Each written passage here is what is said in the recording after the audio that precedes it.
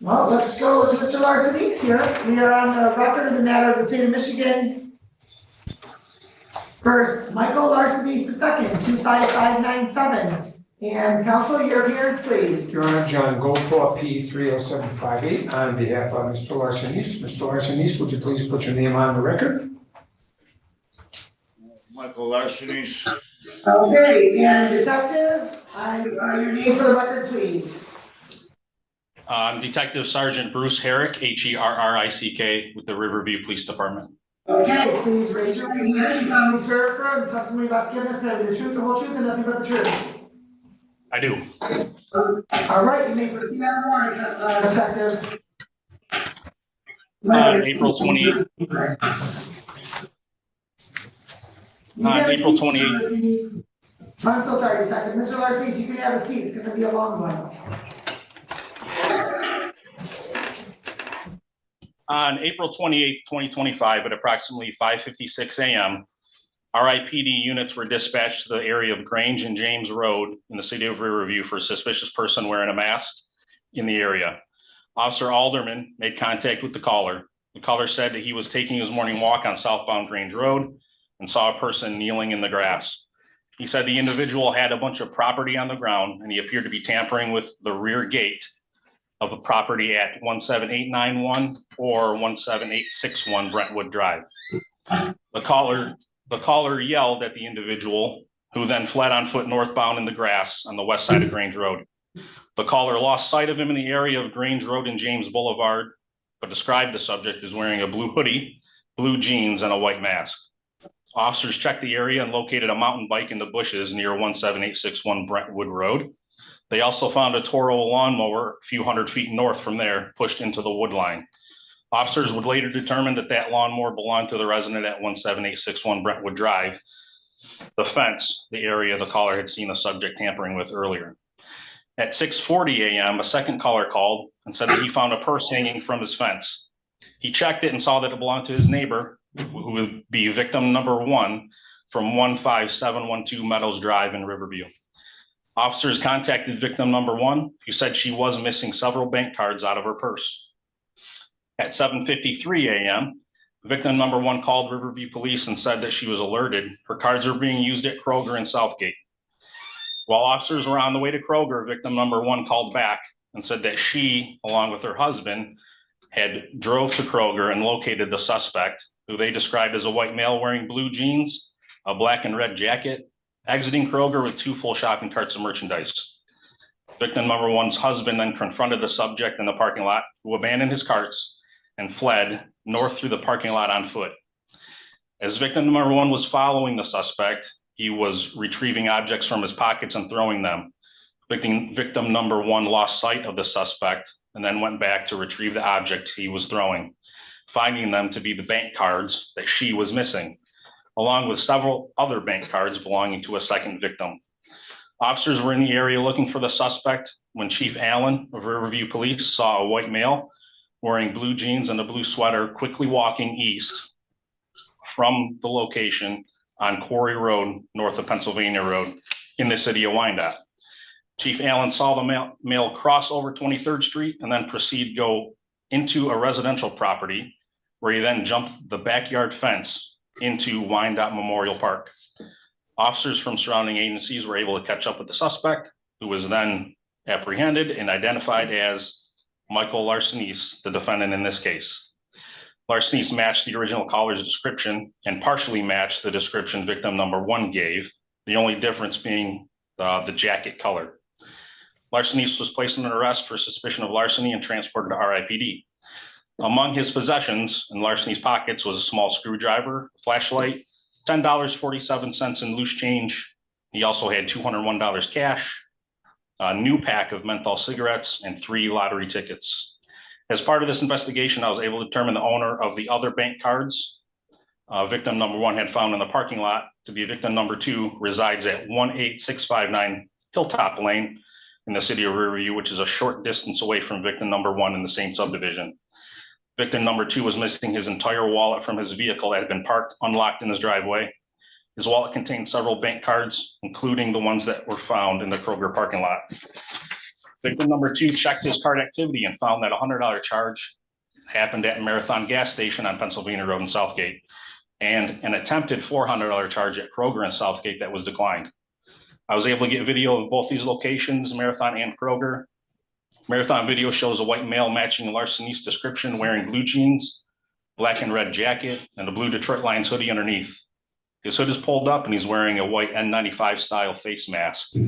He also has on distinct tan hiking shoes.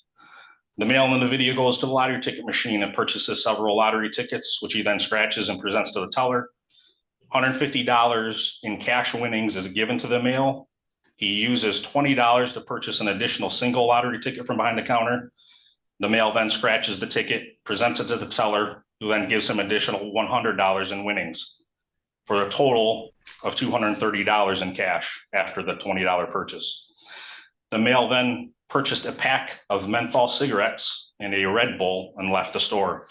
This total is consistent with the amount of money larcenies was found with, which was $201 cash. Kroger video shows the same white male with the same clothing at a self-checkout at 7:15 a.m. The male goes into several different pockets, as well as what appears to be a black purse and fanny pack, retrieving many different bank cards and attempts to use them. Several are clearly identifiable as belonging to both victims, which he eventually dropped in the parking lot while fleeing. The male leaves Kroger with 2 shopping carts of merchandise on video and confirms victim 1 confronts him in the parking lot, where he then flees, corroborating victim 1's statement earlier. Larcenies' Merrill brand hiking shoes, blue Detroit Lions jacket, blue jeans, all match surveillance video footage from Marathon and Kroger. And his possession at the time of his arrest, including the small screwdriver, flashlight, large amount of loose change, $201 cash, new pack of menthol cigarettes, 3 lottery tickets, support Larcenies being responsible for these crimes. Larcenies has an extensive criminal history dating back to 1989, including felony convictions for receiving and concealing stolen property, possession of a financial transaction device, identity theft, illegal sale use of transaction device, and his most recent felony conviction in 2024 for felony controlled substance possession. He also has many other misdemeanor convictions that include larceny, B&E vehicle, and retail fraud. Larcenies also has several warrants for his arrest with different downriver communities. And as a final note, I will just say that Detective Haskin from Riverview PD is working on a case involving 3 victims that occurred on 3/16/2025 in the same subdivision area of Riverview, case number 25-2812. During the investigation for this case, Larcenies was identified through video as being responsible for Lowe's larcenies as well. Detective Haskin will be sending his investigation for that case to the Wayne County Prosecutor's Office for review shortly. Thank you. Upon examination, complaining for this, I find that this charge was committed, there's probable cause to believe defendant committed those offenses. Counsel? Thank you, Your Honor. Good afternoon, Your Honor. John Goldwall, P 30758, on behalf of Mr. Larcenies. Mr. Larcenies, would you please put your name on the record? Michael Larcenies. Okay, well, counsel, as to the arraignment. As to the arraignment, Your Honor, I've had an opportunity to discuss this matter with Mr. Larcenies. He would stand mute to urge waive formal reading of the information and ask that a plea of not guilty be entered. I did go over those charges with him. All right.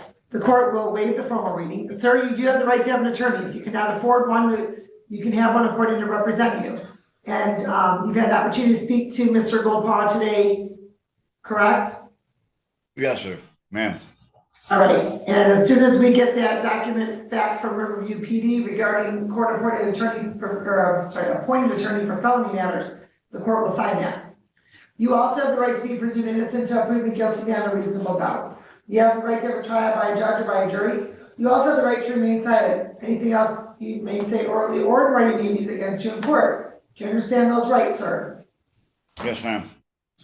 The court's entering a plea of not guilty on your behalf, scheduling this matter for probable cause conference on May 8th at 9:45 a.m. And counsel, I'll give you an opportunity to argue bond. Yes, sir. I'm just writing this down. Your Honor, I also want to note that on the information that I saw, there's also an habitual second. Yes, there is, and additional seconds for identity theft, something or other. Yeah, Lots of that them. increases the penalty from the identity theft, but also there is a half second. Correct, Yeah, there is, there's multiple, yes. Oh, yes, thank you. Your Honor, he does have an extensive criminal record. He is not on probation or parole at this time, from what he's told me. I'm just indicating that the last case was resolved back in '24.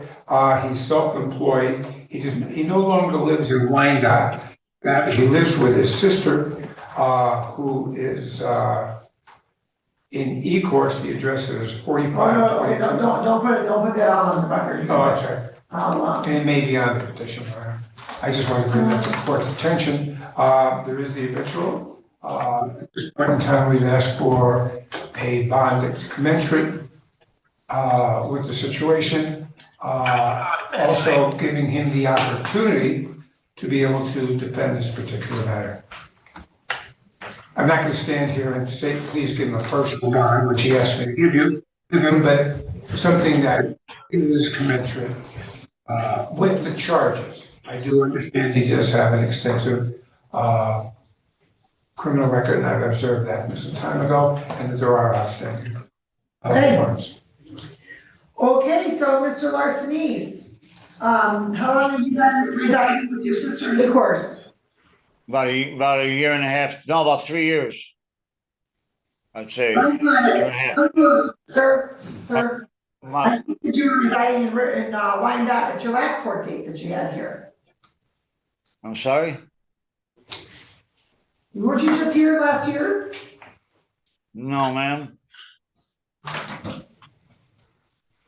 23. Oh, 23, sorry. Okay, so have you changed your address with the Secretary of State? No, I haven't. I was just waiting for my license to expire, honestly. Because it's just coming up this year in August. And having to make the appointments and all that, and transportation issues. But I have given that information to every legal matter I've associated myself with. Well, sir, I have to tell you, I think you have the thickest file today. You have cases that go back to 1989 Correct. that are dealing with theft, sir. 1989, we're on almost 40 years. Almost 40 years, sir, of criminal history regarding theft. Okay. I've Don't say anything regarding this case.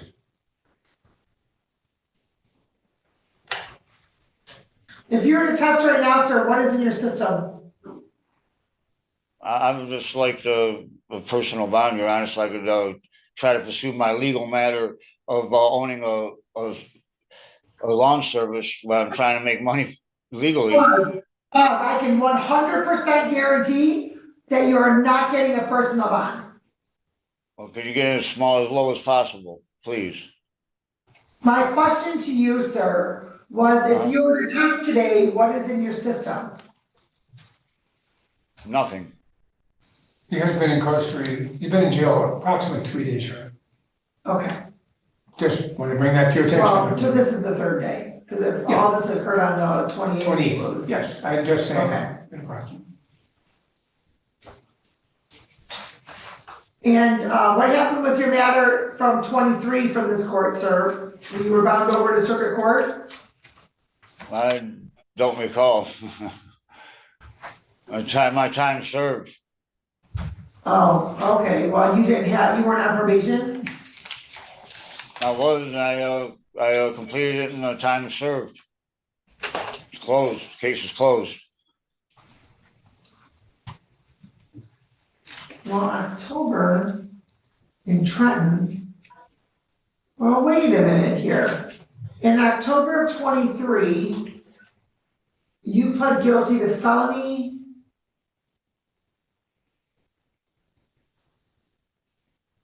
Actually, it's August 1st of 24 is when your probation was set to start. Felony identity theft out of the 33rd District Court. Felony financial transaction device illegal sale or use. And that was 18 months probation. It's all been closed, Your Honor. It's all been closed. That's been closed already? Yes, ma'am. I've completed it and closed it. I'm on no probation. Early discharge, Your Honor. I don't know, it's been 9 months. When did you get out? When was your probation concluded, sir? February of this year, I believe. 6 months. Wow. Interesting. And then now you're suspected in another matter that's under investigation, and now you have these 16 counts. What is that funny, sir? I'm not guilty of these 16 counts. I'm sorry, but Well, sir, tell me about your probation from Third Circuit Court for felony possession of narcotics, where you were sentenced to 3 years probation. How is that already closed? it's all been closed, Your Honor. Has it been closed because you violated probation and they revoked it and you said you spent time served? Yes, ma'am. There we go. There we go. It's all closed. Okay, well, you led the court to believe that it was closed because you successfully completed it. But clearly, you violated probation and then it was revoked, and then you were sentenced to incarceration for that. So, sir, you're being a little bit disingenuous with the fact that you're saying it's closed and completed. It's not completed.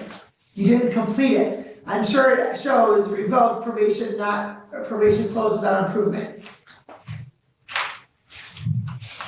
And you have a number of warrants for your arrest, sir. Why is that? I don't know about the warrants.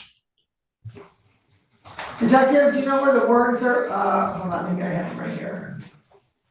I can tell you, I'll tell you right now, sir. Let's see, 23rd District Court from April of 24. You failed to appear for an arraignment pretrial. What's the charge? Possession. Okay. Then in 2023, you did not appear for your possession of heroin in the 25th District Court. Then April of 24, oh, this was the second one for this, so. Misdemeanors. Whether they're misdemeanors or not, sir, you still didn't show up to court. So I whether you understand. think it's a misdemeanor. I'm taking self-notes, Your Honor. I'm not. Excuse to the me, court. keep your mouth shut. Then we have in the 24th District Court, January of this year, you failed to appear for court on your possession of drug paraphernalia. Then April, oh, just last week, you were supposed to have been in 23rd District Court. For what? Arraignment pretrial. For what? Oh, the warrant was issued last week, but you're supposed to have been there April 9th. I'm not sure, it doesn't show what it was for, sir. Your Honor, it says obstructing police, I believe, for that one. Oh, that's a, Oh, there it is, obstruct police, yes, okay. So, sir, I have to tell you, the board has some serious concerns for the safety of the public, as well as your ability to return to court. Detective, would you like to address bond? Your Honor, I think just because of the harm he's the harm he's caused to the city of Riverview's residents in this case, and not only likely the case in March, his extensive criminal history, obviously a history of not showing up to court. I would ask for a $25,000 cash bond, as well as, if he is able to make that bond, electronic monitoring through the tether system in Wayne County. Mr. Larsenis, you seem to be making a lot of noise while the detective is speaking. I'm not sure if that's sighing or chuckling or what that may be, sir.